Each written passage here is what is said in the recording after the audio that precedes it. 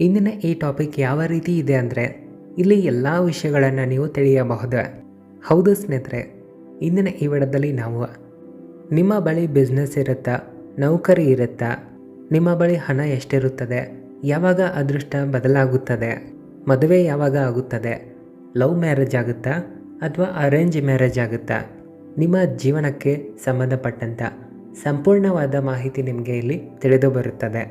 ಎಲ್ಲ ಪ್ರಶ್ನೆಗಳಿಗಿರುವಂಥ ಉತ್ತರವನ್ನು ಸರಿಯಾಗಿ ತಿಳಿದುಕೊಳ್ಳಲು ಕೊನೆಯ ತನಕ ಎಲ್ಲಿಯೂ ಸ್ಕಿಪ್ ಮಾಡದೆ ವಿಡಿಯೋವನ್ನು ನೋಡಿರಿ. ಎಲ್ಲಕ್ಕಿಂತ ಮೊದಲು ಭಕ್ತಿಯಿಂದ ಕಾಮೆಂಟ್ ಬಾಕ್ಸ್ನಲ್ಲಿ ಹರ ಹರ ಮಹಾದೇವ ಅಂತ ಬರೆಯಿರಿ. ಹಾಗೆ ಶಿವನಿಗೆ ಒಂದು ಲೈಕನ್ನು ನೀಡಿರಿ. ಮಾಹಿತಿ ತಿಳಿಸೋ ಮುನ್ನ ಒಂದು ತುಂಬಾ ಇಂಪಾರ್ಟೆಂಟ್ ಆಗಿರುವಂಥ ವಿಷಯ. ಒಂದು ವೇಳೆ ನೀವು ಹುಡುಗಿಯರಾಗಿದ್ದರೆ ನಿಮ್ಮ ಎಡಗೈಯನ್ನು ನೋಡಿಕೊಳ್ಳಬೇಕು, ಹುಡುಗರಾಗಿದ್ದರೆ ಬಲಗೈಯನ್ನು ನೋಡಿಕೊಳ್ಳಬೇಕು. ಇವುಗಳ ಜೊತೆಗೆ ನಿಮ್ಮಲ್ಲಿ ಏನಾದರೂ ಪ್ರಶ್ನೆಗಳಿದ್ದರೆ ಕನ್ನಡ ಮಾಸ್ಟರ್ ಹೆಸರಿನ ಇನ್ಸ್ಟಾಗ್ರಾಮ್ನಲ್ಲಿ ಬಂದು ನಮ್ಮನ್ನು ಕೇಳಬಹುದು. ಹಾಗಾದರೆ ಬನ್ನಿ, ಎಲ್ಲಕ್ಕಿಂತ ಮೊದಲು ಪರ್ವತಗಳಿಂದ ಶುರು ಮಾಡೋಣ. ಈ ಪರ್ವತಗಳು ನಮ್ಮ ಬೆರಳುಗಳ ಕೆಳಭಾಗದಲ್ಲಿ ಇರುತ್ತವೆ. ಎಲ್ಲಕ್ಕಿಂತ ಮೊದಲನೆಯದಾಗಿ ನಮ್ಮ ತೋರು ಬೆರಳಿನ ಕೆಳಗಡೆ ಇರುವಂಥ ಪರ್ವತವನ್ನು ಗುರು ಪರ್ವತ ಅಂತಾರೆ, ಅಥವಾ ಇದನ್ನು ಬೃಹಸ್ಪತಿ ಪರ್ವತ ಅಂತಲೂ ಕರೆಯಬಹುದು. ಇಲ್ಲಿಂದ ನಾವು ಏನನ್ನು ತಿಳಿಯಬಹುದು? ಈ ಪರ್ವತದ ಮೂಲಕ ನಿಮ್ಮ ಮದುವೆ ಲವ್ ಮ್ಯಾರೇಜ್ ಆಗುತ್ತಾ ಅಥವಾ ಅರೇಂಜ್ ಮ್ಯಾರೇಜ್ ಆಗುತ್ತಾ ಅನ್ನೋದನ್ನು ತಿಳಿಯಬಹುದು. ಉದಾಹರಣೆಗಾಗಿ ಈ ಹೃದಯ ರೇಖೆ ಇಲ್ಲಿಯ ತನಕ ಬಂದು ನಿಂತುಕೊಂಡರೆ, ಇಲ್ಲಿ ಇವರ ಕೈಯಲ್ಲಂತೂ ಈ ರೀತಿಯಾದ ರೇಖೆ ಇಲ್ಲ, ನಿಮ್ಮ ಕೈಯಲ್ಲಿ ಇರಬಹುದು. ಒಂದು ವೇಳೆ ನಿಮ್ಮ ಹಾರ್ಟ್ ಲೈನ್ ಈ ರೀತಿಯಾಗಿ ಗುರು ಪರ್ವತದತ್ತ ಹೋಗಿ ತಲುಪಿದರೆ, ಇದರಲ್ಲಿ ಚಿಕ್ಕ ರೇಖೆ ಶನಿ ಪರ್ವತದತ್ತ ಹೋದರೆ, ಶನಿ ಪರ್ವತ ಮತ್ತು ಗುರು ಪರ್ವತದ ಮಧ್ಯೆ ಲವ್ ಮ್ಯಾರೇಜ್ ಆಗುವಂಥ ಚಾನ್ಸಸ್ಗಳು ಇರುತ್ತವೆ. ಇಲ್ಲಿ ಲವ್ ಮ್ಯಾರೇಜ್ ಆಗುವಂಥ ಚಾನ್ಸಸ್ಗಳು 80%ಕ್ಕಿಂತ ಜಾಸ್ತಿ ಆಗಿರುತ್ತವೆ. ನಿಮ್ಮ ಮನೆಯವರು ಕೂಡ ಬೇಗನೆ ಒಪ್ಪಿಕೊಳ್ಳುತ್ತಾರೆ. ಈ ಮಾತಿನ ಅರ್ಥ, ಬೇರೆಯವರಿಗಿಂತ ನೀವು ಕಡಿಮೆ ತೊಂದರೆಗಳನ್ನು ಎದುರಿಸ್ತೀರ. ಈಗ ಶನಿ ಪರ್ವತದ ಬಗ್ಗೆ ತಿಳಿದುಕೊಳ್ಳೋಣ. ಇದು ನಮ್ಮ ಮಧ್ಯ ಬೆರಳಿನ ಕೆಳಭಾಗದಲ್ಲಿ ಇರುತ್ತದೆ. ಇಲ್ಲಿ ಮಿಡಲ್ ಫಿಂಗರ್ ಕೆಳಗಡೆ ಒಂದು ರೇಖೆ ಬರುತ್ತೆ. ಇದು ಶನಿ ಪರ್ವತದತ್ತ ಬಂದು ನಿಂತುಕೊಳ್ಳುತ್ತದೆ. ಇದನ್ನು ಭಾಗ್ಯ ರೇಖೆ ಅನ್ನುತ್ತಾರೆ.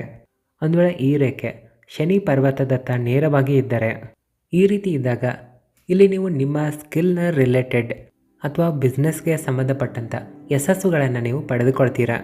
ಇಲ್ಲಿ ಸ್ವಲ್ಪ ಸಮಯ ಕೂಡ ಹಿಡಿಯಬಹುದು.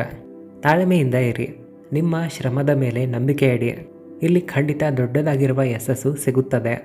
ಯಾರ ಅಂಗೈಯಲ್ಲಿ ಈ ರೀತಿ ನೇರವಾದ ರೇಖೆ ಇರುತ್ತದೆಯೋ ಅಂಥವರು ತಮ್ಮ ಕಾರ್ಯದಲ್ಲಾಗಲಿ ಬಿಸ್ನೆಸ್ನಲ್ಲಿ ದೊಡ್ಡ ಯಶಸ್ಸನ್ನು ಕಾಣ್ತಾರೆ. ಇದಾದ ನಂತರ ಇರೋದು ಸೂರ್ಯ ಪರ್ವತ. ಇದು ನಿಮ್ಮ ಅನಾಮಿಕ ಬೆರಳಿನ ಕೆಳಗಡೆ ಇರುತ್ತದೆ. ಇಲ್ಲಿ ಅನಾಮಿಕ ಬೆರಳಿನ ಕೆಳಗಡೆ ಒಂದು ಚಿಕ್ಕದಾಗಿರುವ ಲೈನ್ ಬಂದು ಹೃದಯ ರೇಖೆಗೆ ಸ್ಪರ್ಶ ಆಗಿರುತ್ತೆ. ಒಂದು ವೇಳೆ ಈ ರೇಖೆ ಏನಾದರೂ ಕೆಳಭಾಗದತ್ತ ಹೋಗಿದ್ದರೆ, ಅಂದರೆ ಭಾಗ್ಯರೇಖೆಗೆ ಸ್ಪರ್ಶ ಆಗಿರುತ್ತೆ. ಒಂದು ವೇಳೆ ಆ ಭಾಗ್ಯರೇಖೆ ಮಧ್ಯ ಬೆರಳಿನತ್ತ ಹೋಗುವ ಬದಲಿಗೆ ಅನಾಮಿಕ ಬೆರಳಿನ ಕೆಳಗಡೆ ಆ ಭಾಗ್ಯರೇಖೆ ಏನಾದರೂ ಬಂದು ಕೂಡಿಕೊಂಡಿದ್ರೆ, ಈ ಚಿಕ್ಕ ರೇಖೆ ಏನಾದರೂ ಪೂರ್ತಿಯಾಗಿ ಕೆಳಭಾಗದತ್ತ ಹೋಗಿದ್ರೆ, ಇಲ್ಲಿ ಗೌರ್ಮೆಂಟ್ ನೌಕರಿಗಳು ಸಿಗುವ ಚಾನ್ಸಸ್ ಹೆಚ್ಚಾಗಿರುತ್ತೆ. ಇಂಥ ಜನರು ನೌಕರಿ ಮಾಡುತ್ತಲೇ ಜೀವನ ನಡೆಸ್ತಾರೆ, ಆದರೆ ದೊಡ್ಡದಾಗಿರುವ ಪದವಿಯನ್ನು ಪಡೆದುಕೊಳ್ತಾರೆ. ಇಲ್ಲಿ ಇವರ ಕೈಯಲ್ಲಂತೂ ಇಲ್ಲ. ಇಂಥ ಜನರೇನಾದರೂ ಸರ್ಕಾರಿ ನೌಕರಿ ಪಡಿಬೇಕಂದ್ರೆ ಸ್ವಲ್ಪ ಹೆಚ್ಚಿನ ಶ್ರಮ ಪಡಬೇಕಾಗುತ್ತದೆ. ಯಾಕಂದರೆ ಇವರಲ್ಲಿ ಯೋಗ ಇದೆ, ಹೃದಯ ರೇಖೆ ತನಕ ಚಿಕ್ಕದಾಗಿರುವ ಲೈನ್ ಇದೆ. ಯಾಕಂದರೆ ಇವರ ಕೈಯಲ್ಲಿ ಇಲ್ಲ ಅಂದರೂ ನಿಮ್ಮ ಕೈಯಲ್ಲೂ ಇರಬಹುದು.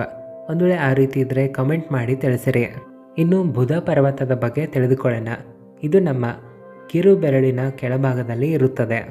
ಈ ಸ್ಥಾನದ ಮೂಲಕ ಇಲ್ಲಿ ನಿಮ್ಮ ಮದುವೆ ಯಾವಾಗ ಆಗುತ್ತದೆ ಅಂತ ತಿಳಿಯಬಹುದು. ಒಂದು ವೇಳೆ ನೀವೇನಾದರೂ ಈ ಬುಧ ಪರ್ವತವನ್ನು ಈ ರೀತಿಯಾಗಿ ಅಳತೆ ಮಾಡಿಕೊಂಡು ಅರ್ಧವನ್ನಾಗಿಸಿದ್ರೆ, ಒಂದು ವೇಳೆ ಮಧ್ಯಭಾಗದಲ್ಲಿ ಈ ರೀತಿ ಏನಾದರೂ ಚಿಕ್ಕ ರೇಖೆ ಬಂದಿದ್ದರೆ, ಈ ಮಾತಿನ ಅರ್ಥ ಇವರ ಮದುವೆ ಇವರ 25 ವಯಸ್ಸಿನ ನಂತರ ಆಗಬಹುದು. ಇಲ್ಲಿ ನೀವು ನಿರಾಶೆ ಪಡುವ ಅವಶ್ಯಕತೆ ಇಲ್ಲ. ಒಂದು ವೇಳೆ ನಿಮ್ಮ ಪಾರ್ಟ್ನರ್ 25 ವಯಸ್ಸಿನ ನಂತರ ಸಿಗುತ್ತಾರೆ ಅಂತ ಬರೆದಿದ್ರೆ ಖಂಡಿತ ಸಿಗುತ್ತಾರೆ. ಇನ್ನು ಶುಕ್ರ ಪರ್ವತದ ಬಗ್ಗೆ ತಿಳಿದುಕೊಳ್ಳೋಣ. ಇದು ನಿಮ್ಮ ಹೆಬ್ಬೆರಳಿನ ಕೆಳಭಾಗದಲ್ಲಿ ಇರುತ್ತದೆ. ಇಲ್ಲಿ ನೀವು ನೋಡಬಹುದು ಹಲವಾರು ರೇಖೆಗಳು ಈ ಹೆಬ್ಬೆಟ್ಟಿನ ಕೆಳಭಾಗದಲ್ಲಿ ಇರುತ್ತವೆ. ಇಲ್ಲಿ ಮೇಲ್ಭಾಗದ ಹೋಗುವಂಥ ರೇಖೆಗಳು ಕಡಿಮೆ ಸಂಖ್ಯೆಯಲ್ಲಿ ಕಾಣುತ್ತಿರಬಹುದು, ಆದರೆ ಇಲ್ಲಿ ಅಡ್ಡವಾಗಿರುವಂಥ ರೇಖೆಗಳು ತುಂಬ ಹೆಚ್ಚಿನ ಪ್ರಮಾಣದಲ್ಲಿ ಇಲ್ಲಿ ನಿಮಗೆ ಕಾಣ್ತಾ ಇರಬಹುದು. ಇಲ್ಲಿ ಯಾರ ಅಂಗೈಯಲ್ಲಿ ಹೆಬ್ಬೆರಳಿನತ್ತ ಹೋಗುವಂಥ ಅಥವಾ ಅಡ್ಡವಾಗಿರುವಂಥ ರೇಖೆಗಳು ಹೆಚ್ಚಿನ ಪ್ರಮಾಣದಲ್ಲಿ ಕಂಡುಬರುತ್ತವೆಯೋ ಅಂಥವರ ಬಗ್ಗೆ ಹೇಳೋದಾದರೆ ಕರಿಯರ್ನ ಪ್ರಾರಂಭದಲ್ಲಿ ನಿಮಗೆ ಆರ್ಥಿಕ ಸಮಸ್ಯೆಗಳು ಕಾಡಬಹುದು.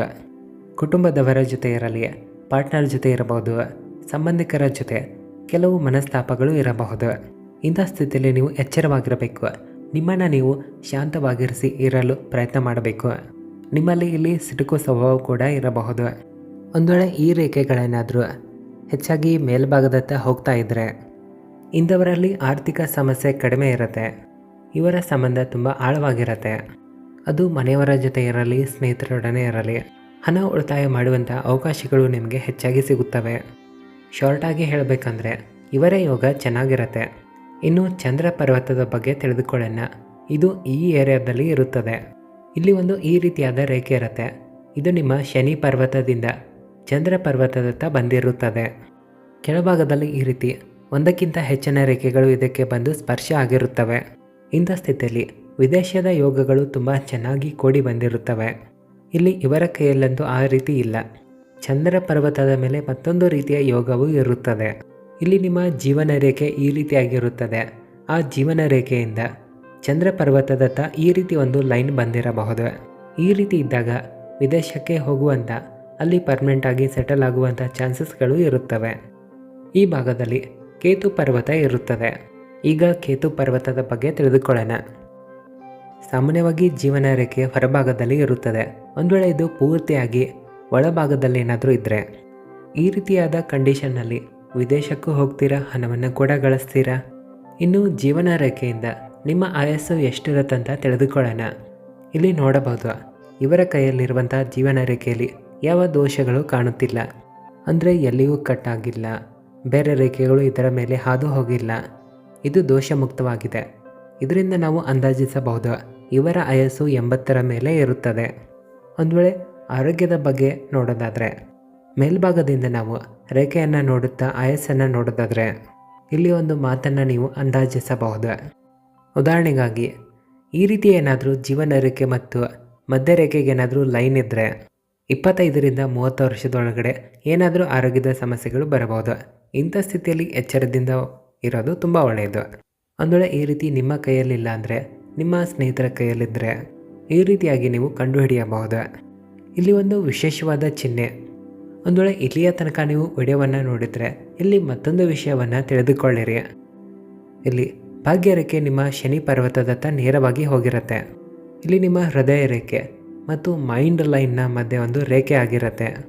ಇದು ಕ್ರಾಸ್ ಆಗಿರುವಂಥ ಚಿಹ್ನೆ ಆಗಿರುತ್ತೆ. ಈ ರೀತಿಯ ಚಿಹ್ನೆ ಏನಾದರೂ ಇದ್ದರೆ ಇದು ತುಂಬಾ ಭಾಗ್ಯಶಾಲಿ ಆಗಿರುತ್ತದೆ. ಇದರ ಹಿಂದೆ ಅಡಗಿರುವಂಥ ರಹಸ್ಯಗಳ ಬಗ್ಗೆ ಆಗಲಿ, ಇದರ ಬಗ್ಗೆ ಇರುವಂಥ ವಿಶೇಷವಾದ ವಿಷಯಗಳನ್ನು ಆಲ್ರೆಡಿ ನಮ್ಮ ಚಾನಲ್ನಲ್ಲಿ ವಿಡಿಯೋ ಮಾಡಿ ತಿಳಿಸಿದ್ದೇವೆ. ಆ ಲಿಂಕನ್ನು ವಿಡಿಯೋ ಕೆಳಗಡೆ ಇರುವ ಡಿಸ್ಕ್ರಿಪ್ಷನ್ ಬಾಕ್ಸಲ್ಲಿ ಹಾಕಿರ್ತೀವಿ, ಅಲ್ಲಿ ಹೋಗಿ ನೋಡಿರಿ. ಇಲ್ಲಿ ಮತ್ತೊಂದು ಗುರುತು ಇರುತ್ತದೆ. ಇವರ ಅಂಗೈಯಲ್ಲಿ ನೀವು ನೋಡಬಹುದು. ಇಲ್ಲಿ ಮೈಂಡ್ ಲೈನ್ ಸ್ವಲ್ಪ ಕೆಳಭಾಗದಲ್ಲಿ ಇರುತ್ತದೆ. ಒಂದು ವಿಶೇಷವಾದ ಲೈನ್ ನಿಮ್ಮ ಜೀವನ ರೇಖೆಯಿಂದ ಈ ರೀತಿಯಾಗಿ ಬರುತ್ತದೆ. ಇದು ನಿಮ್ಮ ಮೈಂಡ್ ಲೈನನ್ನು ಕ್ರಾಸ್ ಮಾಡುತ್ತದೆ. ಇಲ್ಲಿ ಮನಿ ಟ್ರಯಾಂಗಲ್ ಆಗೋದನ್ನು ನೀವು ನೋಡಬಹುದು. ಯಾರ ಅಂಗೈಯಲ್ಲಿ ಮನಿ ಟ್ರಯಾಂಗಲ್ ಇರುತ್ತದೆಯೋ ಅವರಿಗಂತೂ ದೊಡ್ಡದಾಗಿರುವ ಧನ ಲಾಭವೇ ಆಗುತ್ತದೆ. ಇಲ್ಲಿ ಒಳ್ಳೆಯ ಅವಕಾಶಗಳು ಸಿಗುತ್ತವೆ. ಅವುಗಳನ್ನು ನೀವು ಯಾವ ರೀತಿಯಾಗಿ ಬಳಸ್ಕೊಳ್ತೀರಾ ಅನ್ನೋದು ನಿಮ್ಮ ಮೇಲೆ ಡಿಪೆಂಡ್ ಆಗಿರುತ್ತದೆ. ಆ ರೀತಿಯಾಗಿ ಧನ ಲಾಭ ಮಾಡಿಕೊಳ್ಳಬಹುದು. ಇಲ್ಲಂತೂ ನಿಮ್ಮ ಎಲ್ಲ ಪ್ರಶ್ನೆಗಳಿಗಿರುವಂಥ ಉತ್ತರವನ್ನು ತಿಳಿಸುವ ಪ್ರಯತ್ನವನ್ನು ನಾನು ಮಾಡಿದ್ದೇನೆ. ಒಂದು ವೇಳೆ ಯಾವುದಾದ್ರೂ ಪ್ರಶ್ನೆ ಇದ್ದರೆ ಕಾಮೆಂಟ್ ಬಾಕ್ಸ್ನಲ್ಲಿ ಕೇಳ್ಬೋದು ಅಥವಾ ಇನ್ಸ್ಟಾಗ್ರಾಮ್ನಲ್ಲಿ ಬಂದು ಕೇಳಿರಿ. ವಿಡಿಯೋ ಇಷ್ಟ ಆದರೆ ಲೈಕ್ ಮಾಡಿ, ನಿಮ್ಮ ಸ್ನೇಹಿತರಿಗೆಲ್ಲ ಶೇರ್ ಮಾಡಿ. ವಿಡಿಯೋ ನೋಡಿದ್ದಕ್ಕಾಗಿ ಧನ್ಯವಾದಗಳು. ಓಂ ನಮಃ ಶಿವಾಯ. ಹರ ಹರ ಮಹಾದೇವ.